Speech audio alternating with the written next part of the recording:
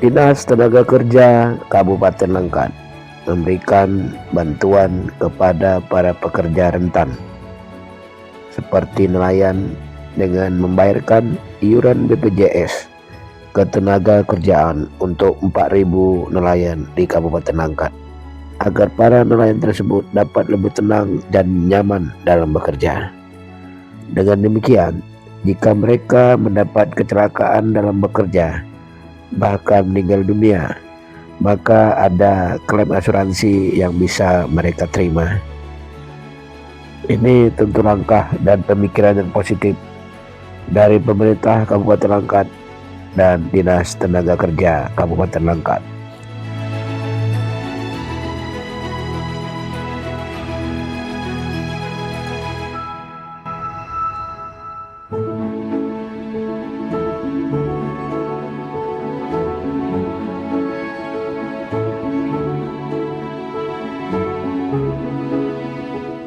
Pekerja rentan itu adalah kelompok pekerja mayoritas di sektor informal yang memiliki penghasilan tidak tetap, kondisi kerja tidak aman, minim perlindungan sosial, dan rentan terhadap guncangan ekonomi atau risiko kecelakaan kerja.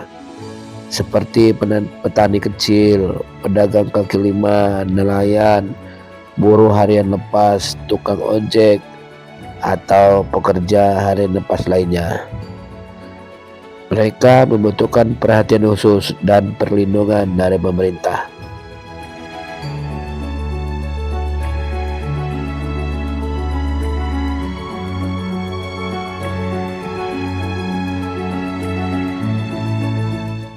Karakteristik dari pekerja rentan itu antara lain pekerjaan tidak tetap, kadang kerja, kadang menganggur.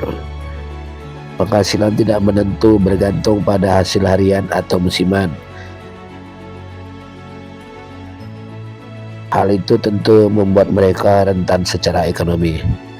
Kemudian minim perlindungan sosial, tidak memiliki akses ke jaminan sosial ketenagakerjaan atau perlindungan lainnya.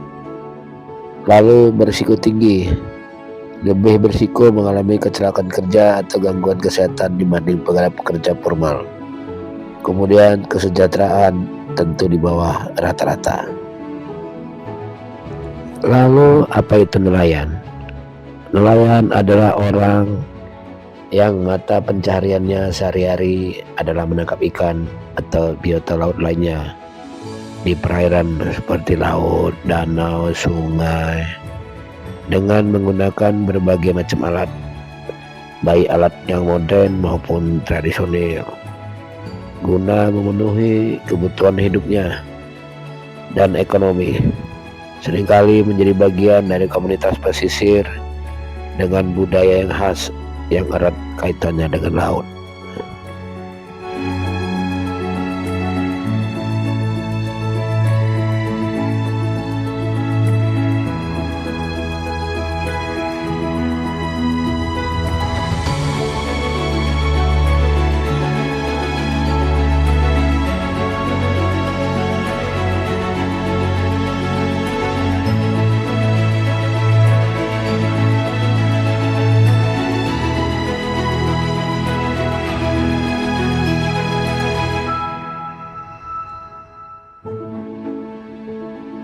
Nah, Bupati Langkat Haji Sapandin didampingi Kadis Tenaga Kerja Kabupaten Langkat Raja Nabi menyerahkan kartu pekerja rentan BPJS Ketenagakerjaan secara simbolis kepada 4.000 nelayan di Kabupaten Langkat. Penyerahan tersebut digelar di Jentera Malai, Rumah Dinas Bupati Langkat, Senin 22 Desember 2005 sebagai bentuk komitmen pemerintah daerah dalam memberikan perlindungan sosial bagi para pekerja yang rentan seperti nelayan.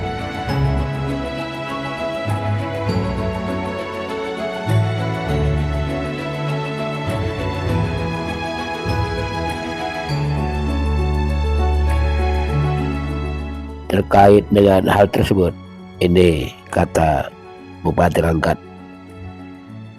Jujur saya sampaikan, saya bisa berdiri di sini, saya sadar saudara-saudara saya di Sedangkang ini, khususnya nelayan, memberikan kontribusi besar sehingga saya terpilih kembali menjadi bupati. Ini tak ada dalam teks ini, bagaimana saya membacanya.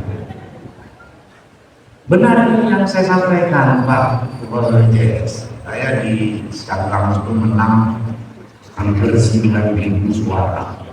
Di saat pemilihannya hujan dan tapi nelayan ini tetap datang memilih saya.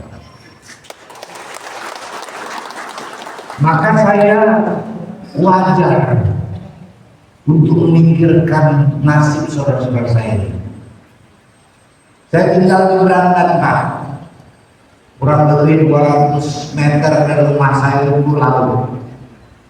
Di Sungai Gila, belum kenal ini, tahu ya.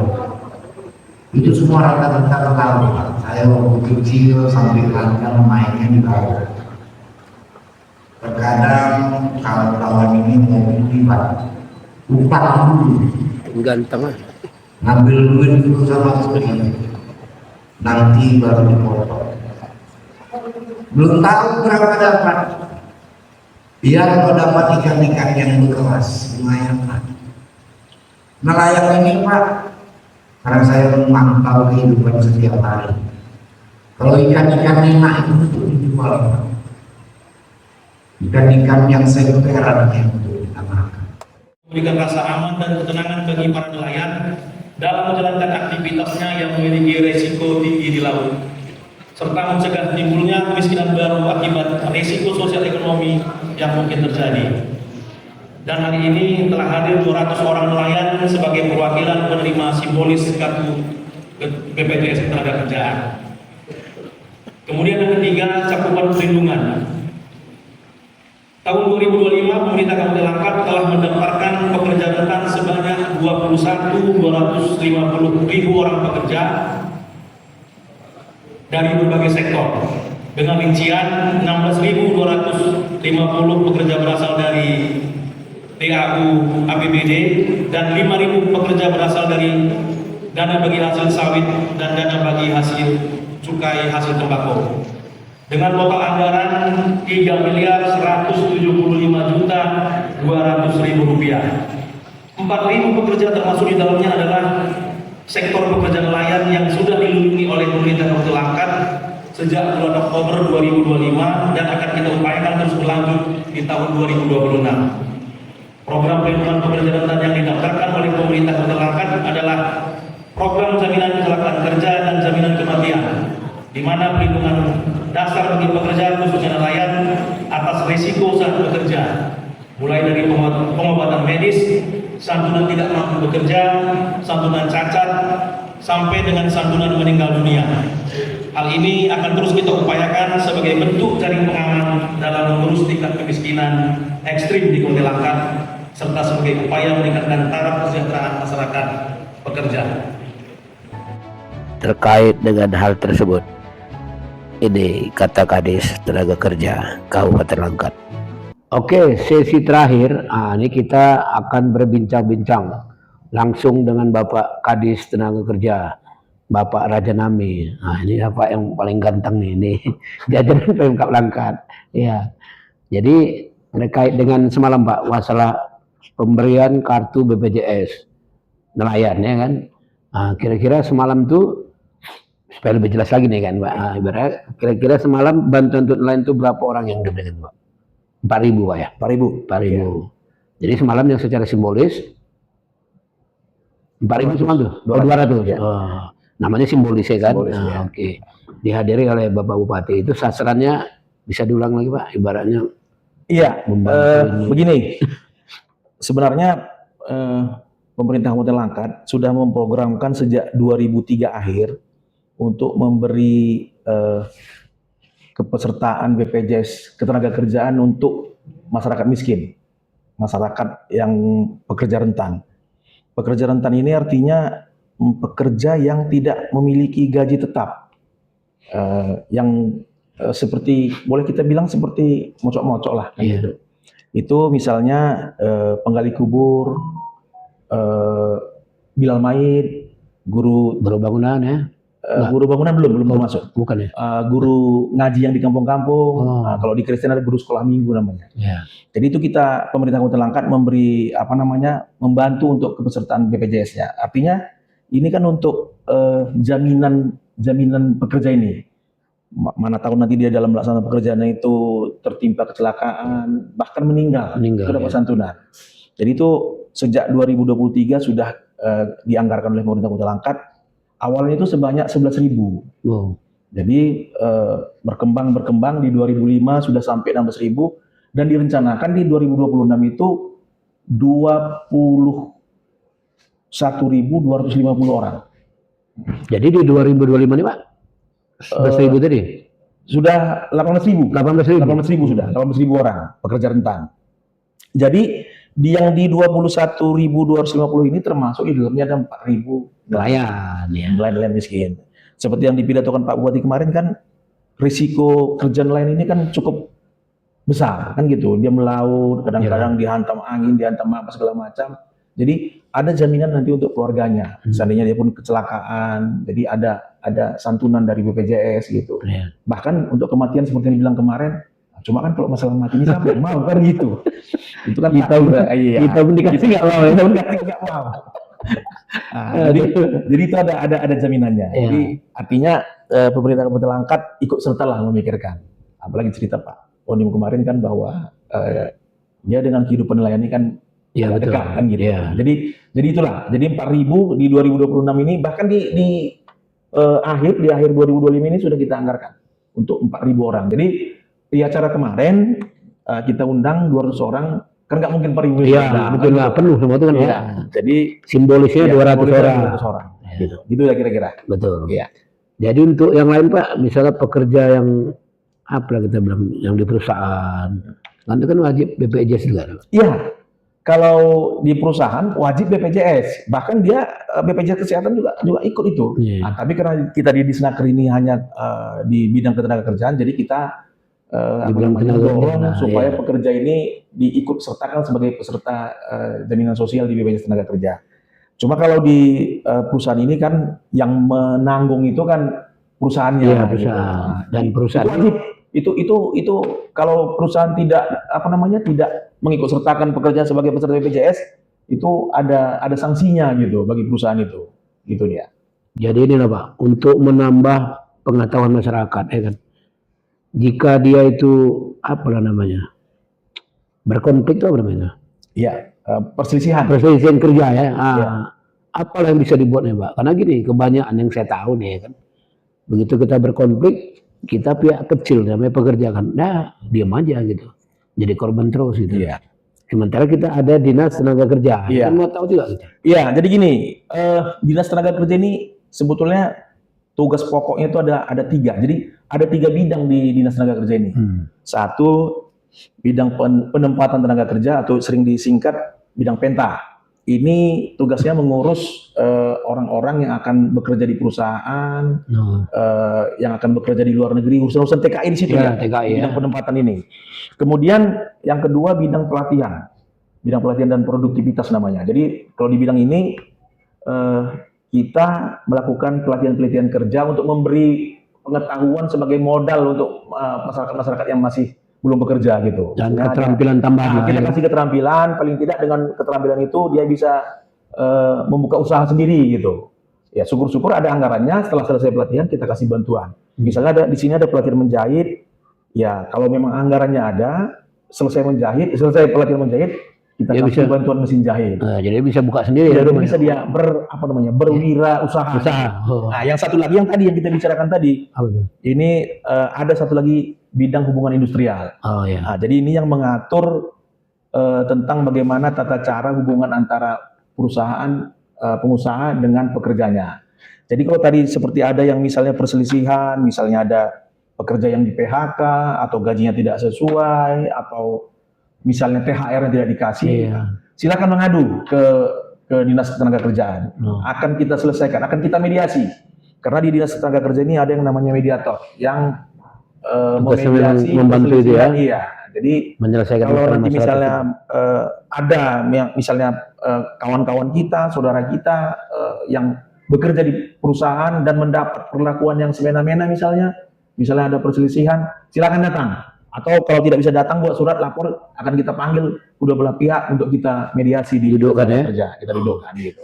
Kalau mediasinya gagal, apa? Kalau mediasi biasanya setelah mediasi ada 2-3 kali mediasi, biasanya itu ada yang kalau dia selesai biasanya ada namanya PB. Nah, PB Apa itu? ini Penyelesaian apa itu? iya perjanjian bersama. Oh, Artinya perjanjian. bisa diselesaikan Selesaikan dengan baik-baik, mediasi. ya, kan? Betul. Jadi misalnya Udah nggak ada masalah lah ya tidak kan? ada masalah, perusahaan mau membayar Ganti rugi, ganti apa rugi, gitu tuntutan kan? segala macam kan gitu. Kalau tidak selesai, maka Dinas Ketenagakerjaan membuat yang namanya anjuran. Anjuran inilah yang dibawa ke Peradilan Hubungan Industrial, itu di Medan. Jadi Medan. kalau tidak selesai di mediasi, maka mereka ini berlanjut di pengadilan, namanya Peradilan Hubungan Industrial. Itu Oke. dengan membawa anjuran yang sudah kita keluarkan.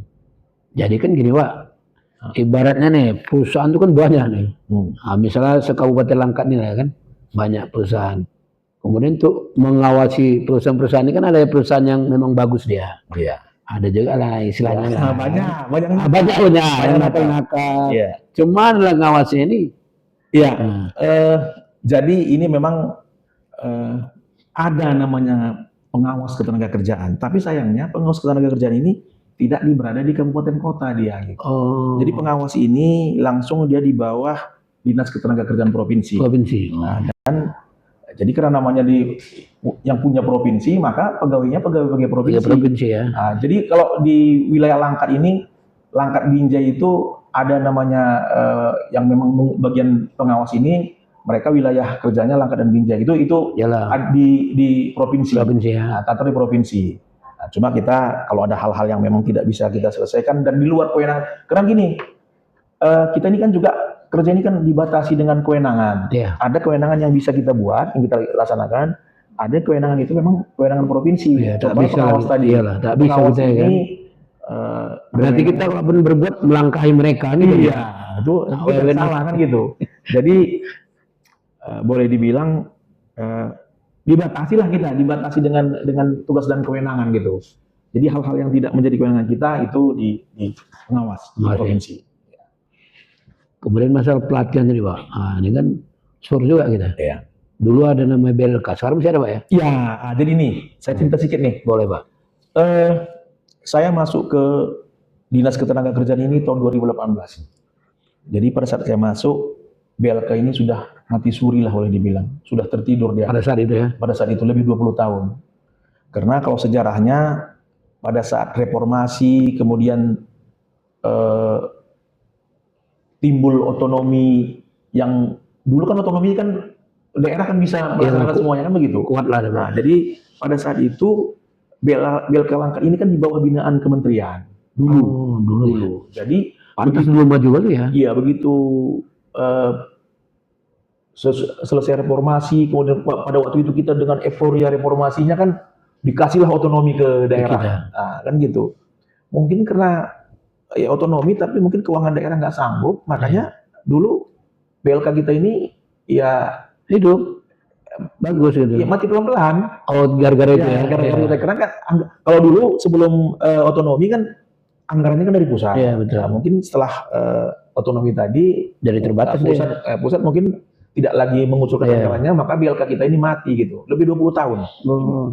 Jadi begitu saya masuk 2018, pelan-pelan kita benahi BLK ini, kita minta izin. Karena waktu itu izinnya sudah dicabut kementerian karena sudah nggak ada Nggak aktivitas aktivitas lagi. Nah, jadi begitu saya masuk, saya lihat banyak mesin-mesin yang berkarat, ada mesin jahit listrik itu ada sekitar 55 unit yang tidak bisa dipakai. Kemudian ada mobil box, ada 2 yang terduduk, yang bannya sudah hilang. Nah, makanya kita prihatin waktu itu, pelan-pelan kita urus, kita benahi, kita minta izin ke provinsi, kita minta izin ke kementerian. Di 2022 setelah COVID, keluarlah izin kementerian lagi. Nah, pelan-pelan kita hidupkan lagi. Jadi dibenarkan untuk membuka itu lagi? Iya, sudah dibenarkan untuk membuka lagi. Cuma itu tadi, karena memang apalagi sekarang efisiensi, Ya, anggaran betul. nggak terbatas, tapi kita tetap berusaha lah. Tapi keinginan itu ada. gitu. Keinginan itu ada. Jadi balai ada namanya Balai Besar BLK di Medan, itu juga memberi kita kan selalu koordinasi. Mereka juga selalu Itu di tingkat memberi provinsi ya, bantuan. Pak? Tingkat provinsi. Iya, ada Balai Besar BLK itu di Medan. Jadi kita selalu koordinasi hal-hal yang tidak kita sanggup, kita minta bantuan mereka gitu. Kalau dulu kan itulah mungkin di zaman itu kan lagi jaya-jayanya BLK itu kan dulu ada perbengkelan. Iya. Nah, Ada bengkel, ada las, las iya, listrik. iya. Nah, Jadi pelan-pelan sekarang sudah kita rame di situ memang, Pak. Iya. Zaman itu nampak bekas-bekas itu. iya, jadi zaman itu pun hubungan wartawan sama itu kan dekat tuh. Sekarang kan dekat juga. Ya artinya ada pekerjaan tadi Pak, kami datang kan ada yang Iya. dilihat tuh. Iya. Kami dilihat itu kan, dia ngapain bongkar mesin, Iya. sepeda motor, Ya, sepeda motor. mobil. Betul. Jadi enak gitu. Iya, Sekarang benar. kok nggak ada. Iya. Kalaupun ada saya tengok mesin jahit tinggal ya. Iya, mesin jahit. Kita kemarin udah juga kerjasama dengan perusahaan. Ada perusahaan yang pada saat dia merekrut calon pekerjanya, mereka minta kita yang membantu tesnya gitu. Oh. Iya. Mungkin itu mungkin ada yang lain kira-kira yang bisa kita kasih informasi. Sementara itu dulu. Cuma ya terakhir lah. Apa kira-kira yang mau Bapak sampaikan lagi selaku Kepala Dinas Tenaga Kerja nih kan? Pada masyarakat lah yang paling tidak ya. Karena dianggap gini ya, paling tidak yang saya tahu tadi macam pengawas tadi, kami aja berpikir pengawas itu ada di kita gitu. Iya. Ternyata pengawas itu tidak ada di kita, makanya sepertinya kita kok enteng-enteng aja nih. Ternyata pengawasnya ada di provinsi, itulah kira-kira kan. Nah, Iya, sebenarnya banyak yang kita sampaikan terkait ini. Pertama yang lagi viral ini kan masalah tenaga kerja yang keluar negeri, yang ke Kamboja itu. Jadi gini, kita menghimbau masyarakat juga kalau memang ingin bekerja ke luar negeri, betul-betul ya, Pak. ya betul-betul ikuti regulasi, ikuti peraturan melalui jalur yang resmi. Karena seperti contoh kemarin ada warga kita, warga Langkat, warga Setabat, Mau pulang nggak bisa, kalau udah mati ya kan. sudah bekerja di luar negeri, atau di sana dianiaya sampai meninggal. Ya kita mau memulangkan jenazah kita agak sulit ya, karena butuh koordinasi ke segala macam. Jadi himbauan kita juga ke masyarakat supaya kalau memang mau kerja ke luar negeri, ikuti jalur yang resmi, ikuti prosedur, pastikan perusahaan itu ada memang kerjasama dengan pemerintah. Jadi kalau seandainya terjadi apa-apa, kita tinggal bisa menutup perusahaannya kan gitu. Nah, itu yang pertama. Yang kedua mungkin ini bulan Desember. Ini kan bulan-bulan akhir tahun ini biasanya kalau kami disibukkan dengan penetapan upah upah minimum kabupaten, UMK ya. Ya UMK. Jadi saat ini kita juga sedang melakukan rapat penetapan upah minimum kabupaten. Mudah-mudahan tetap ada kenaikan. Tapi bagaimana nanti kenaikannya kita Kalau di tahun 2025 ini berapa Pak UMK kita yang sedang berlangsung berlaku ini lah? Di tahun 2025 saya cek dulu juga. Enggak, ini tahun 2005 upah minimum Kabupaten Langkat itu sebesar Rp3.134.660.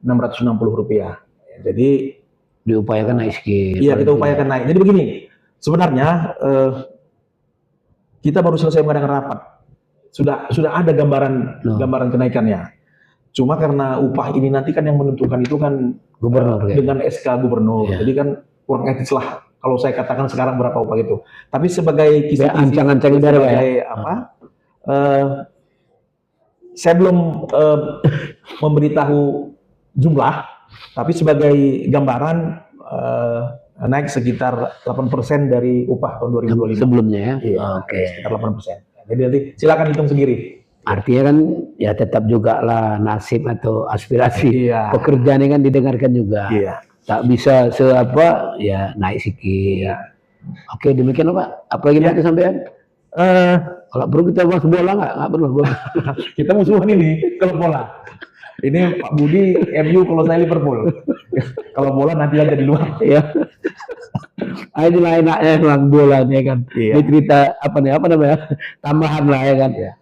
Ribut-ribut, begaduh-begaduh, tapi tetap bersahabat. Nah, oke. Demikian nanti kita sambung lagi. Ada aja yang mau kita sampaikan kepada masyarakat. Kita ketemu lagi kan, Mbak? Oke, Pak. Makasih, Pak. Lalu ini kata Erwin, perwakilan dari nelayan Kecamatan Secanggang. Oke, dengan Bang apa nih Bang? Bang Erwin, Pak. Bang Erwin dari Desa Karanganyar, Marlincong Desa Karanganyar. Kecamatan Sanggang. Iya, Kecamatan Sangga. Berarti tadi ikut mendapatkan kartu BPJS. Iya, Pak.